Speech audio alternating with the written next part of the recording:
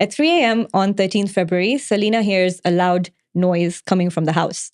She describes it as a loud bang, as if someone had hit the door on their way out, and she decides to investigate it. As she goes out, she sees a white car drive off from the driveway of the resident that she works in towards towards Muhoroni. At 6 a.m., a telephonist called Francis sees the same white car, or at least alleges that he saw the same white car, drive by his office with the internal PS of security of that time, Hezekiah Oyugi, and 3 more people in the passenger seat. And that's all he makes his statement about. And then at 1 p.m., a shepherd who was at Gotalila Hill, he was minding his cattle, finds a partially burnt body at the foot of the hill and panics. What he doesn't know at the time when he's speaking to the village elders is the body that he had found was of then Minister of Foreign Affairs, Dr. Robert Ouko. Hi, my name is Ngina. And I'm Mehek, and we are the Disruptors. Remember, this is not just history, it's Kenya's story, untold and very suspense-filled. So join us as we take you guys back to this political assassination. Stay curious. So I'd like us to go back all the way to the beginning. Who was Dr. Robert Ouko? Mm-hmm. So Robert Ouko was born on the 31st of March in 1931 in Nyahera. And of course, he's born, then he starts going to school. So he goes to Ogada Primary School, and then he goes to Nyangori. And then, of course, Nyangori is a high school. Yes. And then afterwards, after he's done with all that, he decides to go to a teaching campus. So he goes to Siriba TTC. I think at that time, very many people were just teachers. Yeah. So, and then afterwards, he becomes a primary school teacher.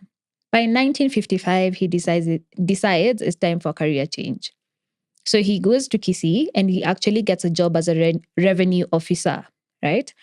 And then around this time again, now he decides he wants to further his education and do all those things, He's done with TTC, now he wants to go to university and the like. So he joins the Haile Selassie University in Ethiopia, Addis Ababa, and he actually studies public administration, econ, and political science. And he graduates in 1962. So just at the cusp of our independence? Yes, literally at the cusp of our independence. And then after that, he decides he wants to continue his studies, goes to Uganda, Makerere University, and he actually studies a diploma in IR and diplomacy. Comes back to Kenya. Now we are independent, we have our own government, and he's actually part of the Jomo Kenyatta administration. He becomes a National Assembly member of Kisumu, and then he continues growing in his ranks. So around this time, he gets an honorary degree, and that's why he ends up being called Dr. Robert Ouko. And then during the Moi administration, he now becomes a Minister of Foreign Affairs and International Cooperation. So he's doing very well in his career. He's, getting the ranks and everything. And he starts his PhD at the University of Nairobi. This is very important. But now in 1990, fast forward to 1990, 16th February, he's found at the hill of... found at Got Alila Hill. Yes, at the foot of Got Alila Hill. And as you've said, his body is partially burnt. But now there's something more. Now this is now when the police have found him. So the crime scene number 1 has a jerrycan, a gun, and a single strand of Caucasian hair. Don't know why. His body is in a very weird state. Number 1, it's partially burnt. His right leg is broken in 2 different places. And he has a bullet wound on his head. And just like that, Dr. Ouko, who has not yet finished studying, he's not finished his PhD yet, is found dead. So now we have to go back into the investigations and how we even get to him being found in Got Alila. The man was working in Nairobi. So there's a lot of questions. It's crazy how his It's crazy how this minister was found dead, considering when we looked into his political life, there's not much to suggest why his death would be so gruesome. And this is where it starts unraveling a lot of things in the Moi administration in terms of politics, the internal relationships between people, and a lot of secrets start tumbling out. Yeah. But the thing is, we still don't know what happened. So, mind you, I said that the Shikuku found his body on 13th February, and Gina said that officially his body was discovered on 16th February. This was because when Shikuku did report this to the villagers, no one reported it to the police. They did not know who it was at that point, right? And the only reason why his body was then found 3 days later was because Ouko actually failed to show up to an international mission to Gambia at JKIA. That raised alarm bells, and they decided to go search for him in Koru, where everyone knew he was taking a few days off before he would be flying out to Gambia. So this leads to a very interesting decision made by President Moi, whereby he decides to call in Scotland Yard to investigate a murder within his own country. And it was a very unpopular move, not just within public sentiments, but also within the administration itself, because it launched some form of tension during that time. So what happens is Scotland Yard sends a man called John Troon. And a lot of the basis for later investigations into Ouko's death, into the mystery that is now his murder, is based off of this, what is called the Troon investigations or the Troon theory. And this man comes from Scotland Yard. He comes over with a pathologist of their own. And when he lands in Kenya, he makes a very interesting observation, even before he begins his investigations. Is that there's a lot of government officials involved in the investigation of this case. Usually, he would have met someone from the police, someone from, security intelligence, something of that sort. But when he had gone to conduct the second post-mortem on Dr. Ouko's body, when it was retrieved from Kotalila, he was surprised to see Oyugi Biwott, the likes, within the room. And when they did the post-mortem, the second one, it was discovered that Ouko was already dead when he was set on fire.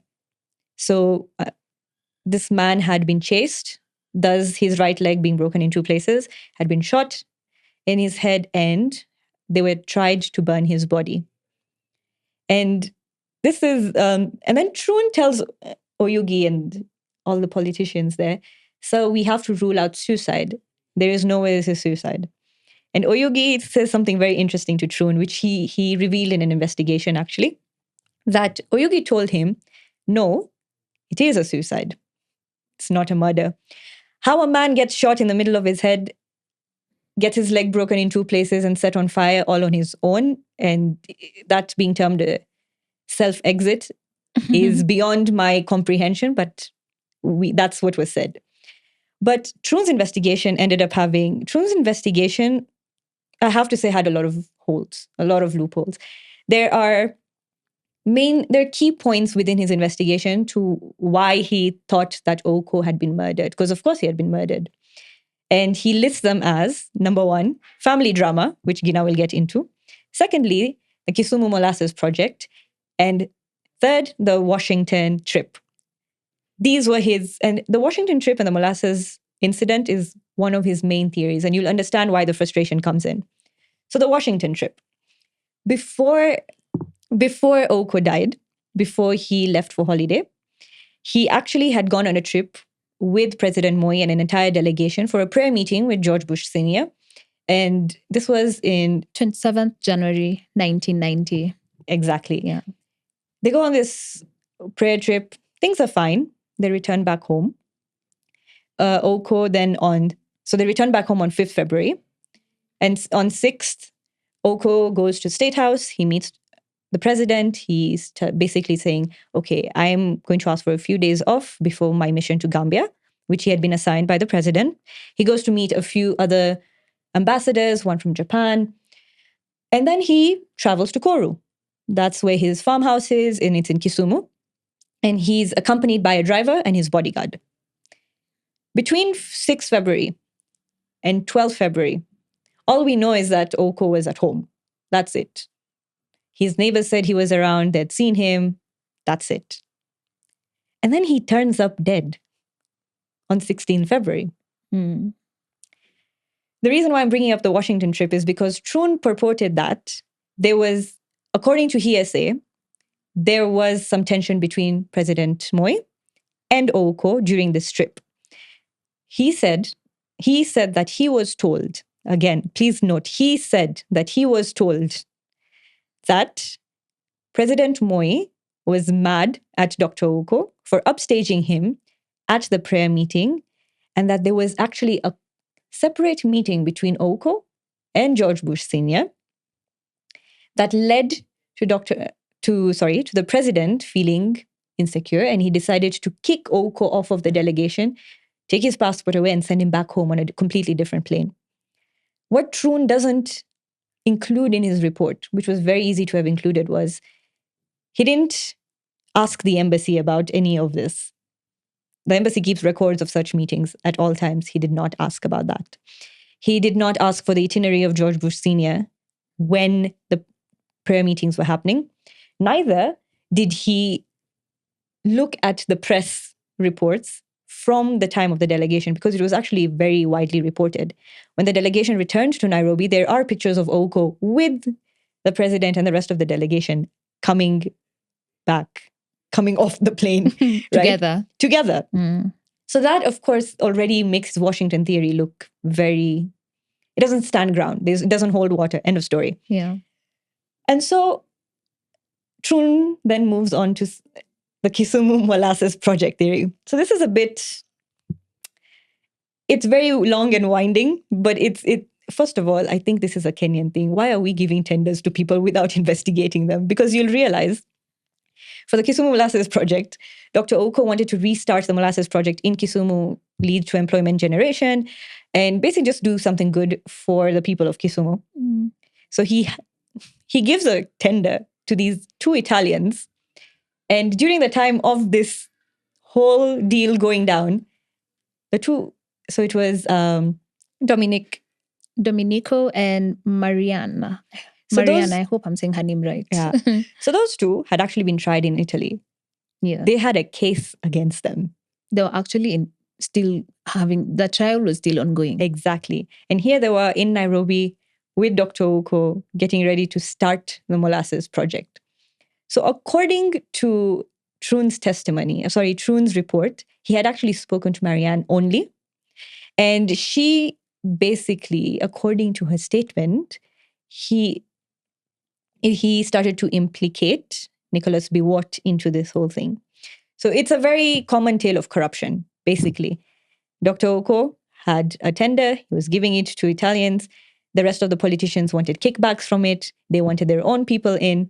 This is a very, very condensed version of what happened. But when we look at the testaments, number one, Marianne was not to be trusted because she had falsified statements during her Italian trial as well. Mm. There was also no connection at that point or any form of hostility between Dr. Ouko and Nicholas Biwott.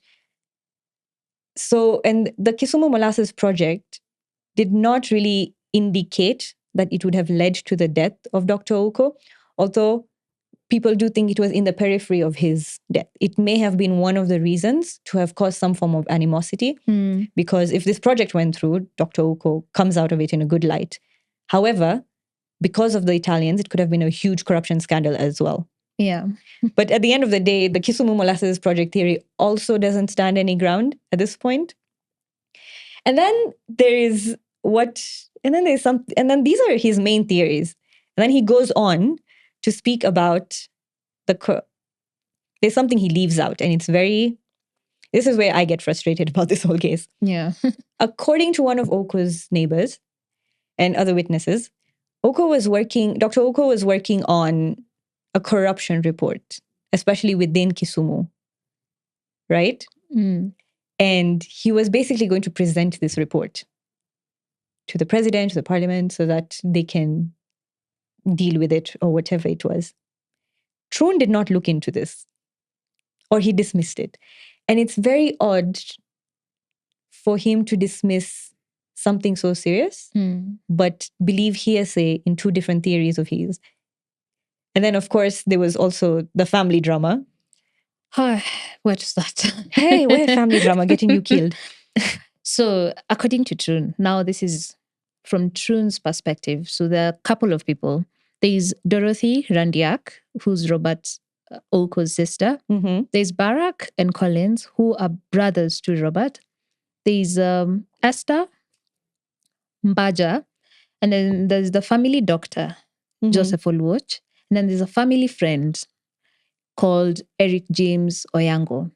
So let me just start with Dorothy Randiak. Mm-hmm. So according to Trun's investigation, the first testament Dorothy gave was that Barack the first statement was around 1985, Barack was working as a deputy provincial commissioner in Nakuru.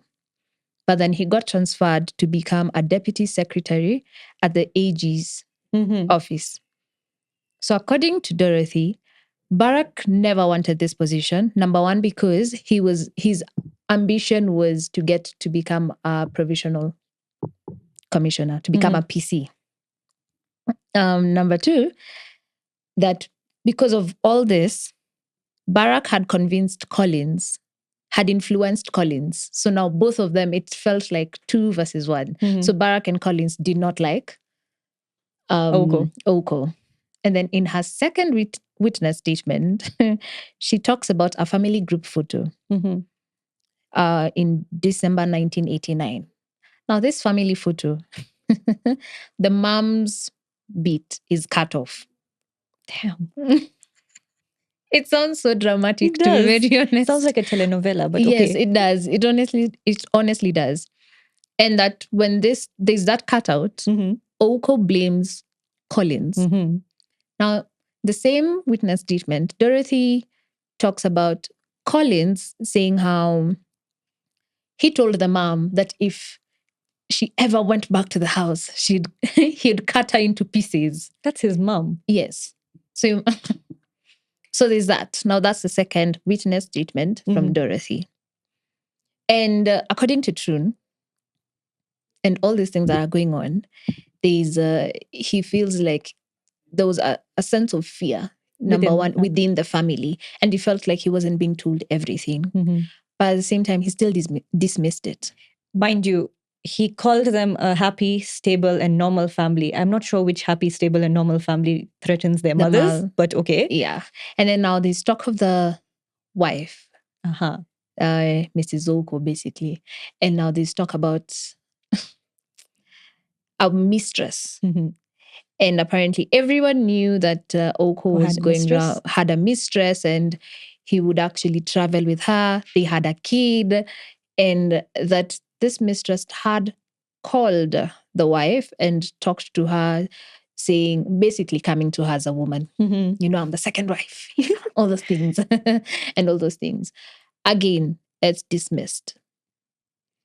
Now, the funny thing, and this is something we'll get into, this position of deputy commissioner in Nakuru, it feels like during that time, during the Moi administration, Nakuru had a lot of power. And so if you got a position in Nakuru, you had some sense of power, position. It was influence. Yes, there was a lot of influence either in government and also to the president. And this is something we'll also come to see later in other theories. But basically, Trun's theory in the family is...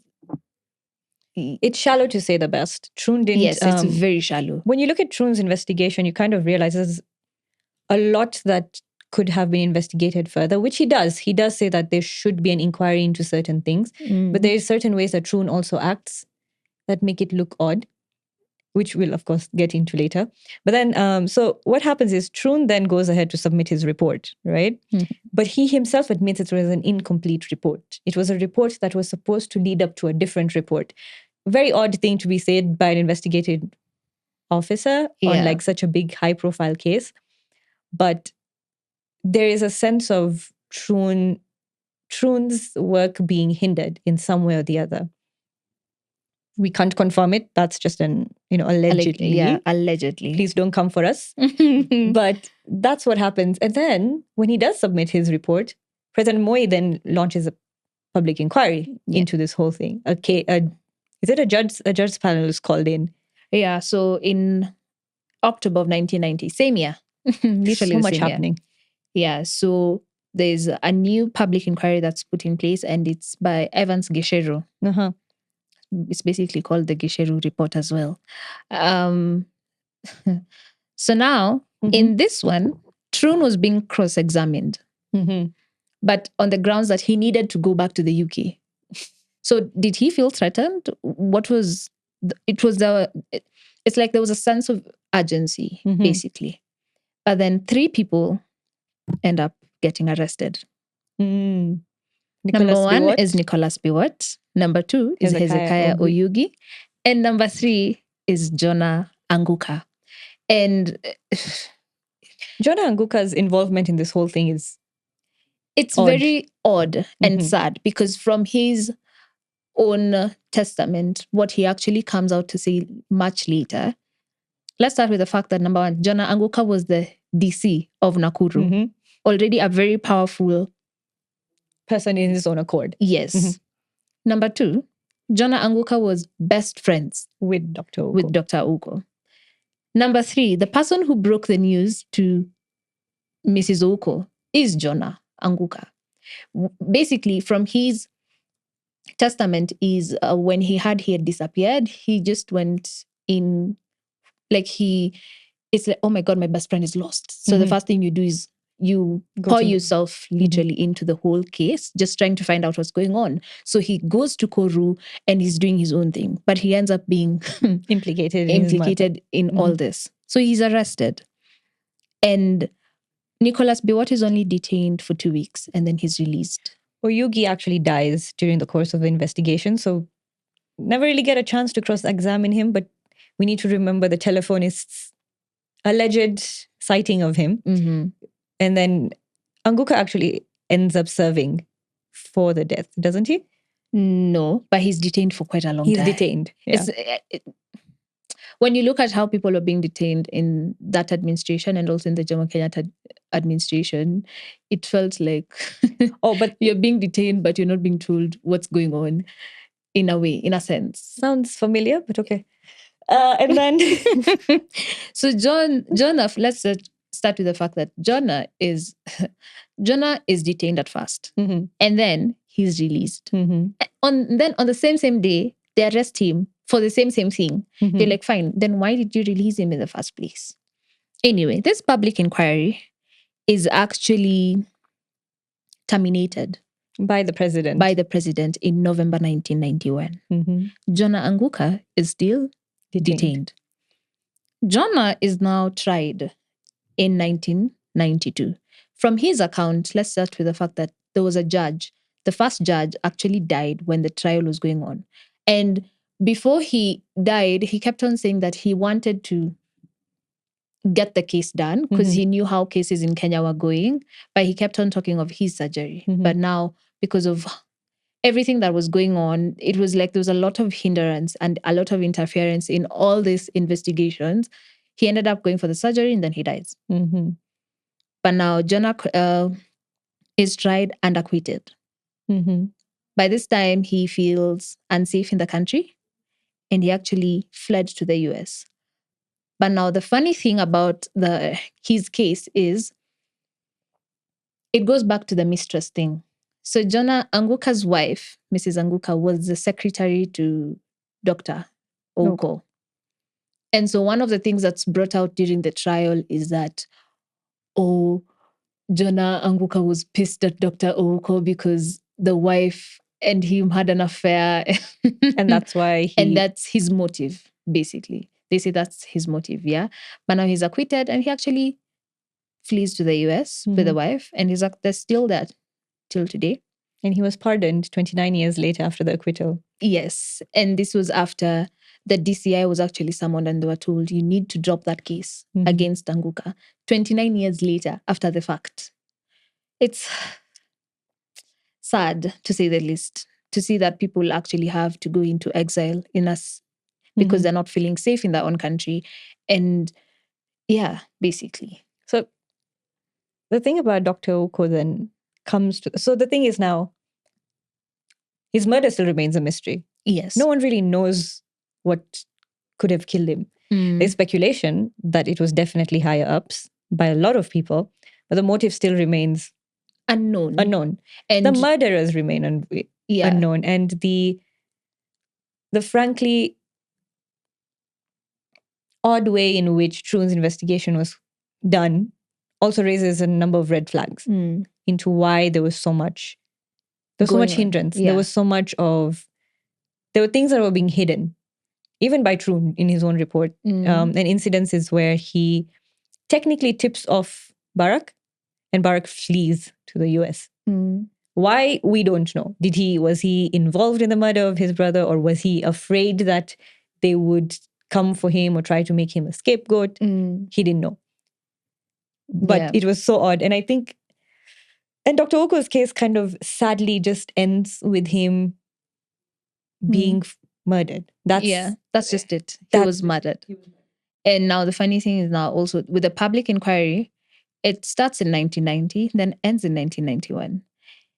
Why they terminate it is unknown. But we also need to realize in the larger context of Kenyan history, during that time, there was a lot going on politically. So like 1992, there's the multipartism and all those things. So between 1992 and 2000 and something, it's like the story is dead. People have moved on.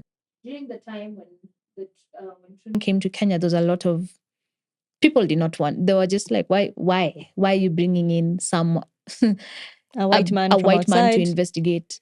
Number two, the white Caucasian hair, that white strand, the strand of Caucasian hair, we've never been told whose it is. It was never matched. It was never matched. It was, who knows, yeah?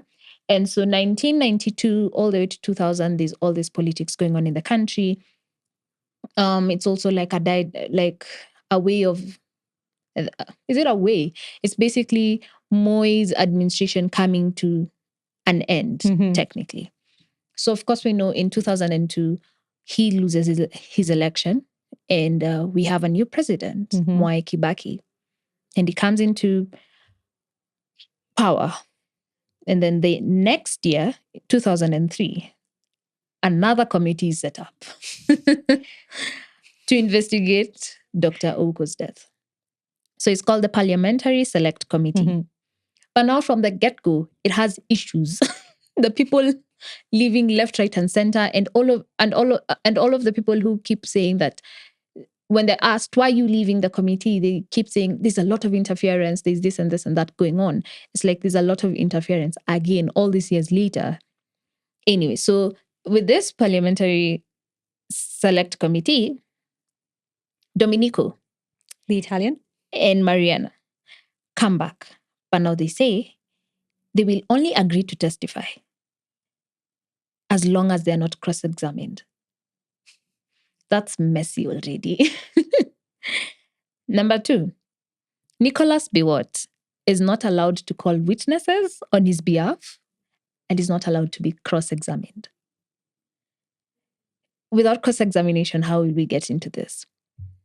And again, so there's a lot of politics. There are people leaving, there are new people joining. And right around when Nicholas is now just about to start his testimony, this is in 2005. The committee is disbanded. The committee is disbanded. You're like, okay, so where are we going to? Honestly, where are we going to? And then, so there's an So the reason why it's disbanded, they say, is there's an interference in the deliberations. So whatever report is written is never debated in Parliament, and it's never put to vote. And just like that, Dr. Ouko's story is killed again. God knows how many investigations later. And now there's still question marks to this day. But all of them tend to lead to one direction, that it was a political assassination. Reason? Unknown. Who did it? Unknown. And it's just like people moved on. And it seems like it's always been a trend in the country where something happens, People make noise, then just We move on. move on. So sadly, that's how Dr. Oko's case ends. Yeah. His career, his life, his PhD remains incomplete, which is so sad. I would come and haunt everyone. But Dr. Robert Ouko, aside from the fact that he was a man who unfortunately had his life cut short by a very brutal, in a very brutal manner, he was one of the most celebrated ministers that we had in the country. The president himself used to put Dr. Ouko forward, especially to save the Kenyan image, because remember at that time, Kenya, the international, the international committee or everyone that was our donors, our supporters, was starting to look at us in a very bad way because we were technically under a dictatorship, and the ways in which President Moi had been operating cast a bad image on Kenya. But Ouko had been tasked to sanitize our image, and he actually did it very, very well. So again, it makes you wonder, why? Yeah. Why would a man who is celebrated in the field of diplomacy, every single ambassador who's ever met with him or worked under him has always said something good about him? So how do we end up with him partially burnt with a gunshot wound in his head and 2 broken bones, right, in his leg? Yeah. At the foot of Gotalila Hill. I don't think we'll ever know. Yeah. Funny enough, I know with almost every episode we've been talking about a road or whatever. This one is actually a street, right? Yes, it's actually a street. However, his farmhouse, the area around his farmhouse has actually been renamed in his honor. There's a primary school around it as well. Mm-hmm. Yep. And it's like he's now celebrated. This street is actually in Kitale. Yeah, that's also the other thing. Yeah. It's not in Kisumu. It's not in Kisumu, but I think it was it's him being named, like that street being remembered. Named, yeah, it's a way of people to just remember and celebrate him. It's not in his home, but yeah. So if you ever wonder where Robert Ouko Street is, Tembea, Kenya, go to Kitale, you may just see it, I guess. Yeah. And unfortunately, that's all we have for you today, considering Troon decided not to do a great job in his investigation. As always, all the links will be in our description boxes below. If we've forgotten anything, if we have missed anything or anything that we may have misrepresented, please let us know so that we can correct ourselves. And we look forward to seeing you guys in the next episode. Thank you so much. I'm Mehek. And I'm Gina. And we are the Disruptors. Yes.